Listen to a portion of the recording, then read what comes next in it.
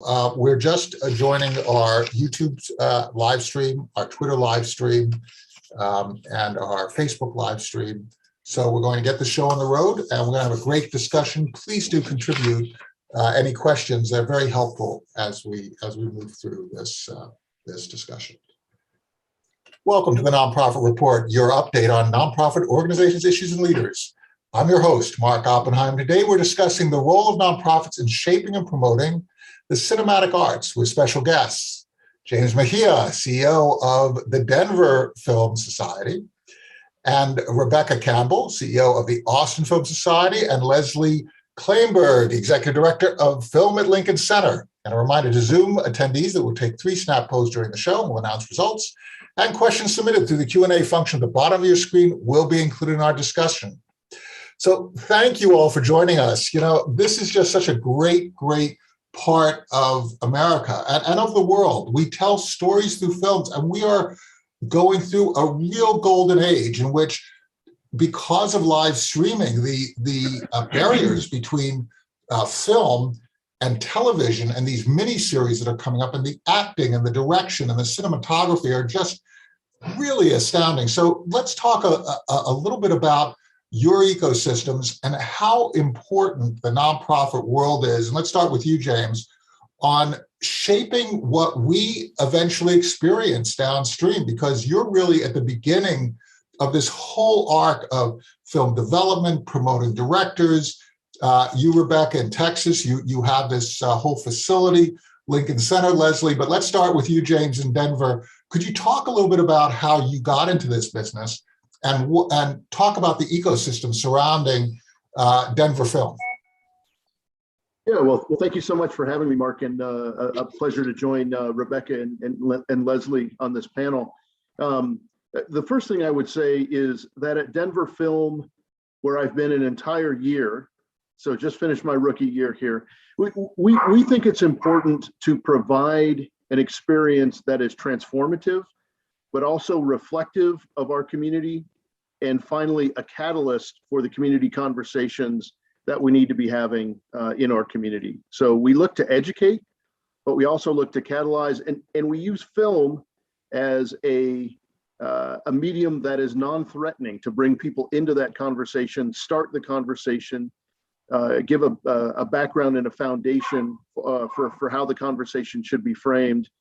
But again, very important, and we think a responsibility and an obligation to reflect and promote the diversity that we find in our community. So I find that to be really interesting as a first shot, James, because if you take a look at what's going on right now in other areas, let's take the discussion around critical race theory and those kinds of issues, this whole idea of deflecting from discomfort. We're not going to talk about anything that makes anybody uncomfortable. In fact, we're going to create regulations that sanction people for raising topics that people find uncomfortable. And James is saying, Rebecca, that really what we need to do is engage people in this dialogue, make it exciting, make it engaging, make it perhaps non-threatening, but also not deflect from discomfort. Are you looking at this the same way in Austin? Oh yeah, we absolutely love that our cinema is a forum and a place where people can gather and exchange ideas.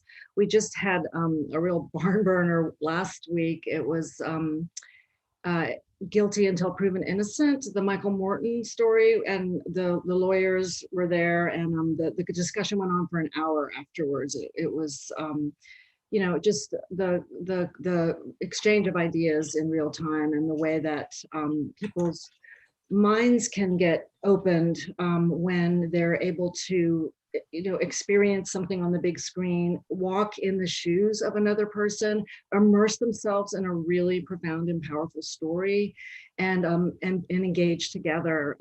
So that's just one example of something that we're completely committed to and passionate about. Could you talk about the Michael Moore story, Morton story, real quick?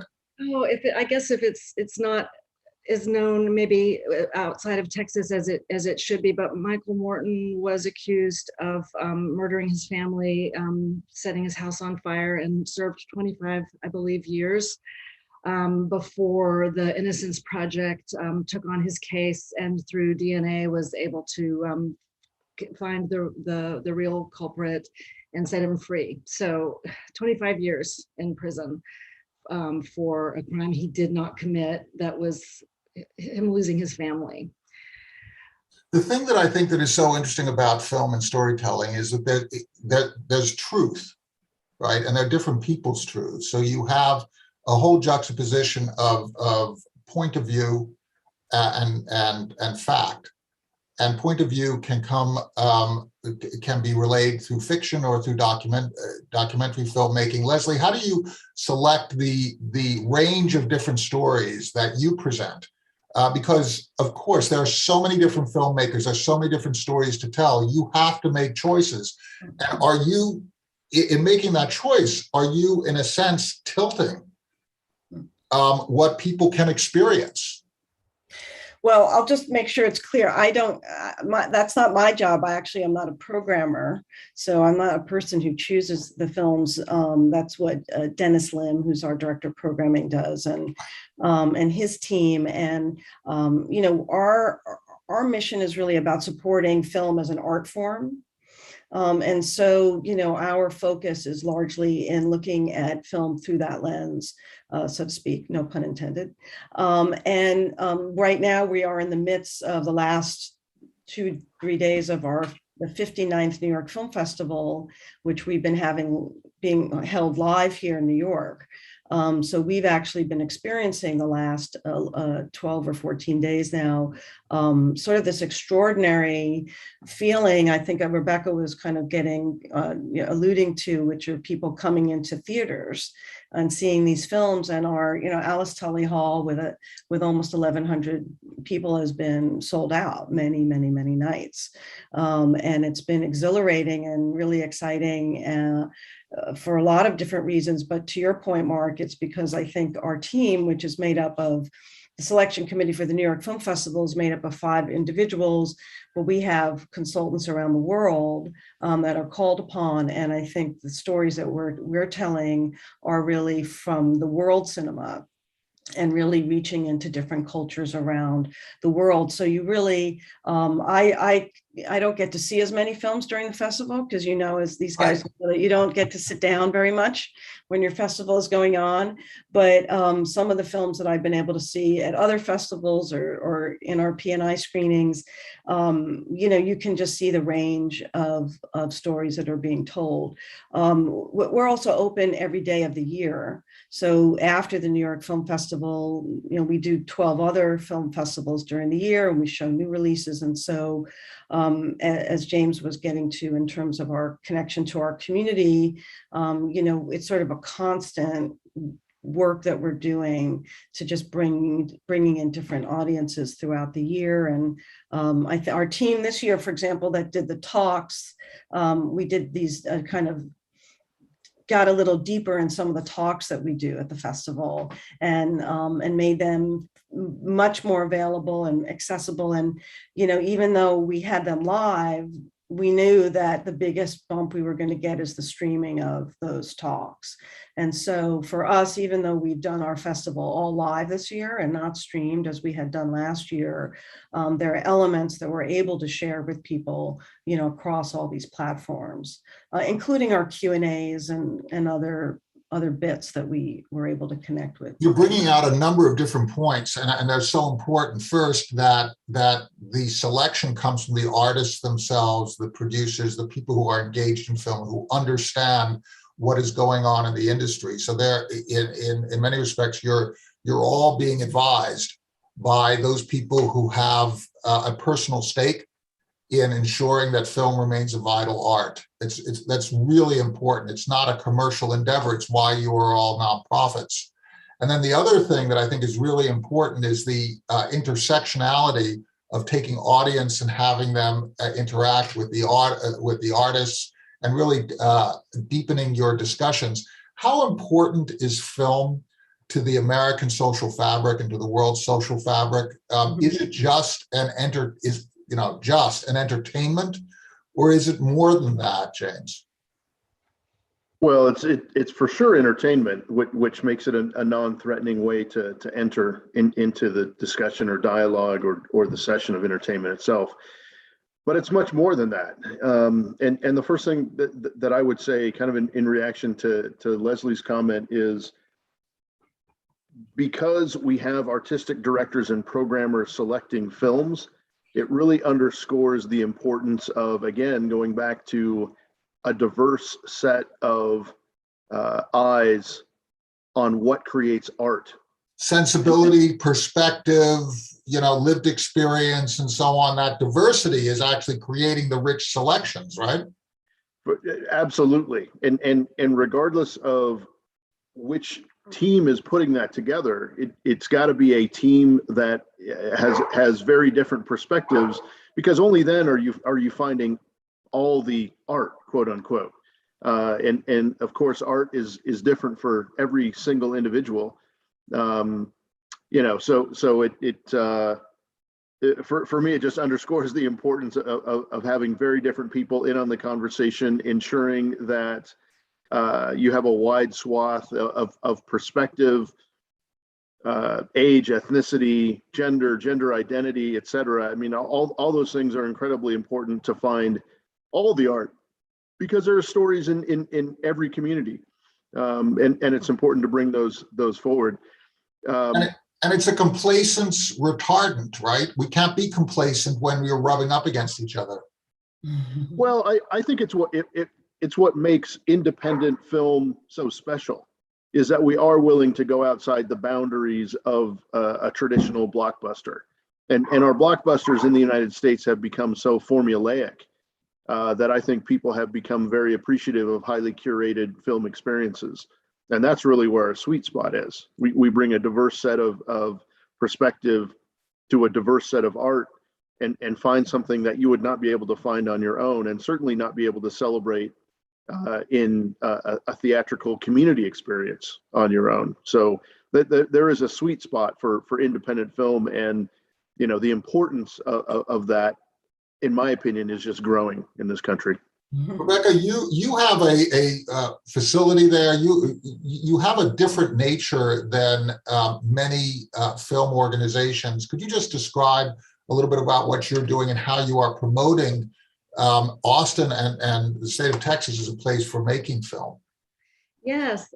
Yeah, thanks for the opportunity to talk about this sort of unique organization that's evolved over 35 years to kind of fit with the community that we're in, because we are actually involved in the whole ecosystem of film. So we've talked a lot about the exhibition part, but there's the industry. And it is part of our vision and mission that Austin could be your career-long home as a filmmaker. So what that takes is, infrastructure. So we have a 20-acre facility that the city of Austin, that we operate in conjunction with the city of Austin. And then we also have a community media facility, which is essentially public access television for the modern age. So you've got your culture, your industry, but then most important is the leading edge is the artists. So that's got to be the renewable resource. And in order for us to keep the artists here, we need both the culture and the industry piece. So we do, the AFS grant is at cash to artists, and there's nothing more important than that, than access to capital. And who gets the capital? I think that it's really clear, I think, more and more that there's gatekeepers for this industry, and who decide what stories are important and who gets to be represented. And so ensuring that is diversified and the power is getting spread out. So isn't it a dialogue between the past and the future, right?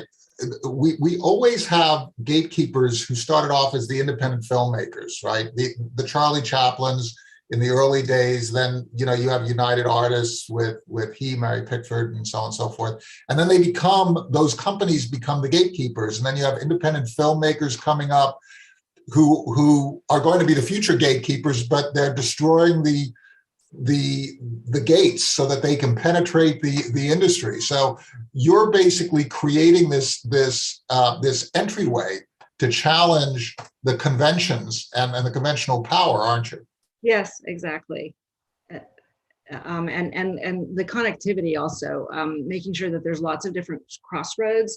I think that's one of the most fun and exciting things about what we do is all sorts of different people meet each other at the cinema and at the community media facility and at the studio. And then that's our job. You talked about fabric, and I had this sort of cynical thought of what fabric. And I thought, no, don't go there, because when there was a more solid fabric in America, it was also more homogeneous. And so it's a very exciting time where the possibilities of collaboration, I think collaboration is a huge sort of buzzword these days. And so that's a really exciting piece of it as well.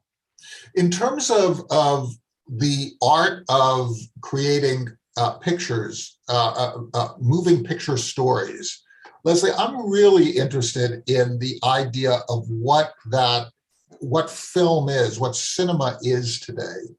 Because if you start to look at what has happened through social media and through these production companies that have come together and through sort of the different forms that we have, being able to start creating films through our mobile devices, for example, I'm wondering how you define the art today, because it is so difficult because there's so many different formats, from the really, really short elements to the really long multi-part series elements. How are you looking at this? Are you looking at feature films only of whatever 120, 100 minutes to 150 minutes, or are you also including serialized elements? How do you look at this? Well, I would say that it's not for us to define the art exactly. You know, obviously, as we said, it's subjective. But our programmers, and Dennis in particular, is open to many different forms and formats. In fact, our current section of the New York Film Festival is devoted to that very idea of pushing the limits of film. So we last night, even in Alice Tully Hall, we showed a feature film, but it was 73 minutes. La Petite Maman. But I think that it's, well, I guess we have always embraced avant-garde film, experimental film at Film at Lincoln Center and Film Society of Lincoln Center. Amos Vogel was one of the founders of the New York Film Festival.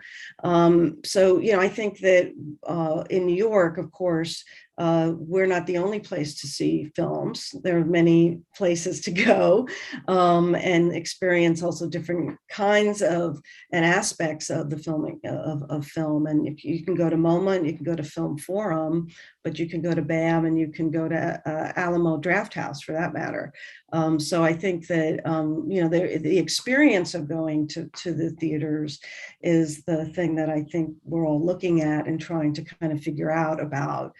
We were nervous about the New York Film Festival for all the reasons that we could enumerate, number one being COVID, and yet we've had basically sold out screenings with people wearing masks, people showing their vaccine cards, and no one having a problem, just because they know that's what it takes to put it on. So that experience of being in the theater, I think people have been very hungry for.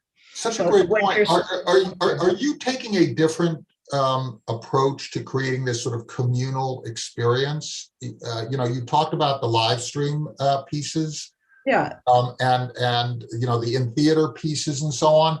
Are you evolving at Lincoln Center? And then we'll go to you, James, and to you, Rebecca. Are you evolving how you're looking at the audience interaction to create, for example, mobile experiences, right? Where I could be sitting wherever and just checking in and be part of the whole experience. How are you dealing with that? Well, I would say, like, over the last 5 to 6 years, we had been developing different digital platforms, and so we've been very involved in social media and very involved in live streaming and posting material to YouTube.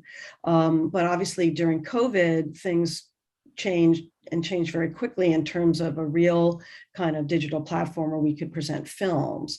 And so we work pretty closely with our colleagues at Sundance and Toronto and other festivals. And, there's a lot of really great collegiality amongst the film societies and organizations around the country and around the world. And people really tried to help each other figure out what we could do. And we used a platform that then Toronto used it first, we used it, and then Sundance, and every person kind of learned a little bit more as we went along.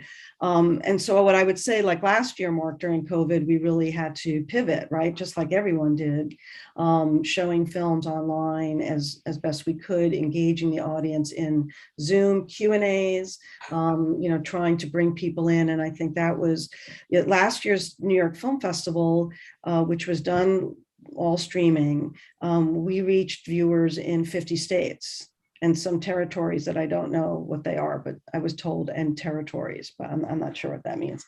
We used to talk about getting off of 65th Street. Wouldn't it be nice if we could just move off of 65th Street? That would be great, And in 1 year, we had drive-ins around the city, and I'm sure with all the stuff that you all have done, we're no exception. It's just, I'm telling you our story, but I think that we're very fortunate because we have theaters that we operate all year, not Alice Tully Hall, of course.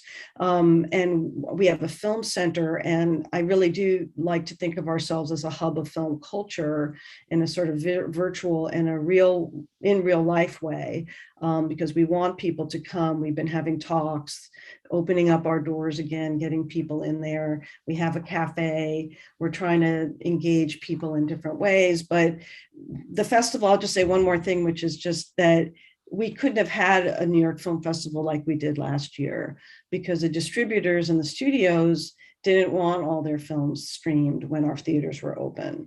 So, we decided at a certain point, we can't negotiate each film, which is what we had to do individually last year. I'm sure Rebecca and James can talk about that. But we just decided, because it was so clear that we weren't going to get the opportunity to do this across the whole slate, that we just weren't going to do it. And some people were really mad at us about that, but it really wasn't in our control.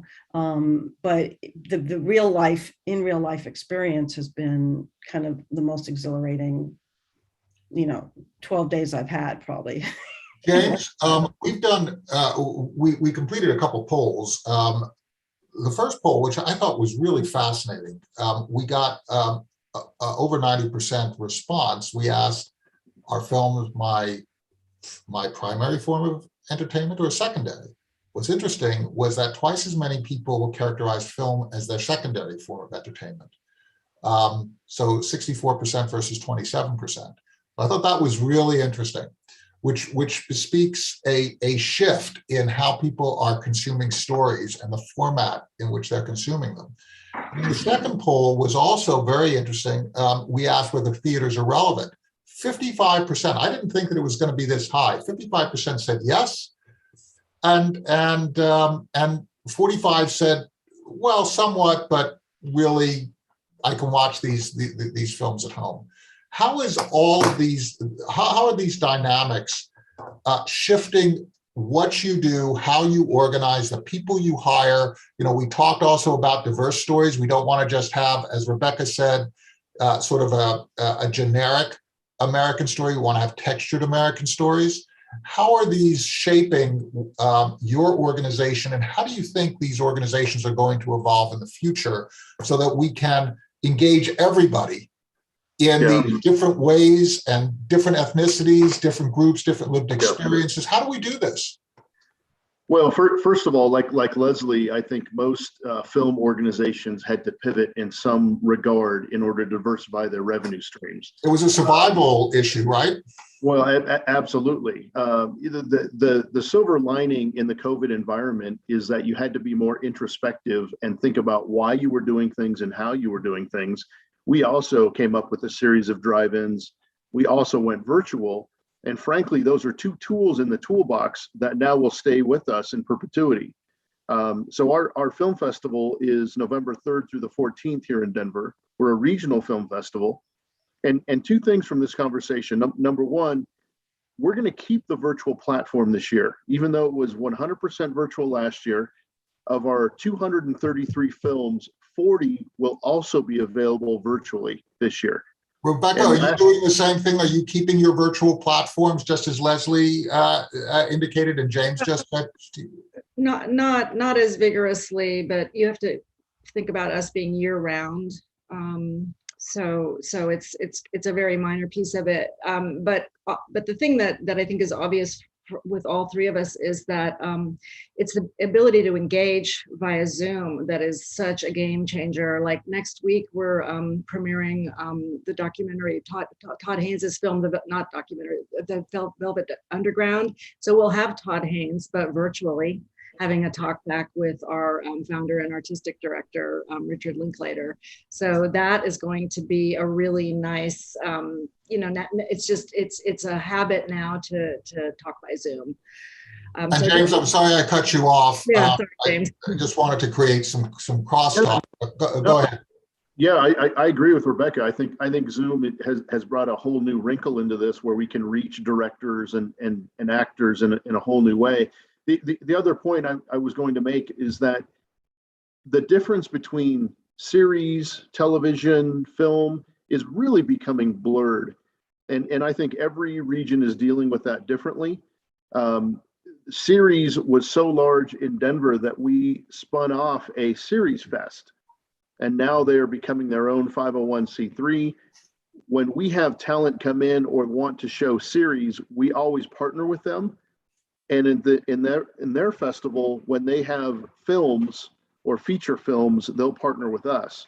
And so there's a lot of camaraderie, but how each region is dealing with these blurring of lines is really different. It's just amazing. And it's not only that, it's the graphic novels that then become an animated series, that then become a live action series. You have Hamilton being shot in a way that is just so it's cinematic, right? And it's a live performance. You have Ben Donnenberg over at the Shakespeare Center in Los Angeles doing these amazing, there's this Macbeth performance that also creates educational opportunities. We're doing work with all sorts of organizations where there's so many lines that are being blurred between documentary and fiction and these different art forms. How do we shape an organization like yours, Rebecca, to accommodate the creativity that is exploding through the entire field? Are we going to create a bunch of spin-offs? Are we evolving how you function within Texas? Are we evolving how you function within Denver, James, and Leslie in New York? I think that AFS has it good in the sense that we're also involved in production. We're facilitating it. We're not doing it, but we're facilitating it. So if you think about the business model, because we know being in the arts and being a nonprofit is just built in really, really tough.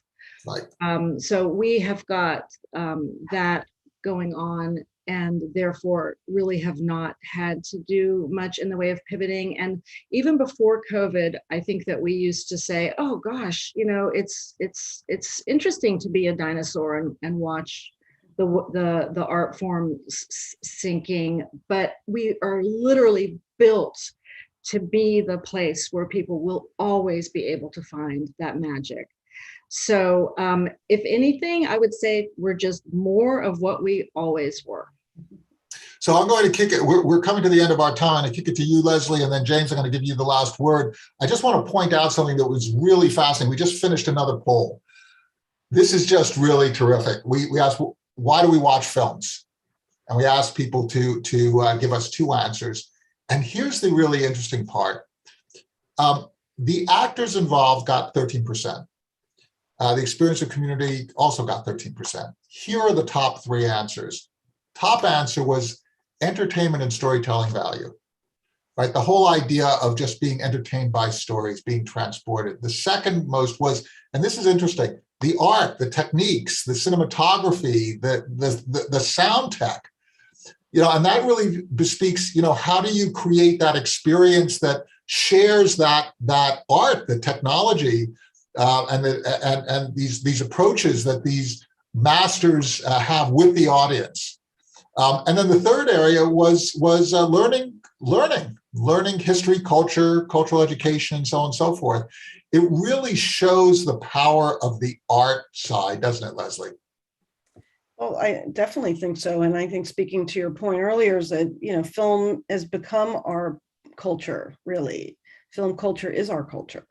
And, there's so many things about our culture that are tied to this medium and this idea of storytelling. And as you said, it's evolved, it's changed somewhat. I mean, we don't show serialized series, or rather, projects at the New York Film Festival, but it's not like we've never shown at Film at Lincoln Center. That would be silly, right? And some of the most interesting and dynamic filmmakers are working in many different kinds of fields and mediums. But I think, we want to lean into the people that are interested in, the variety of stories that, that film can tell in the variety of ways it can tell it.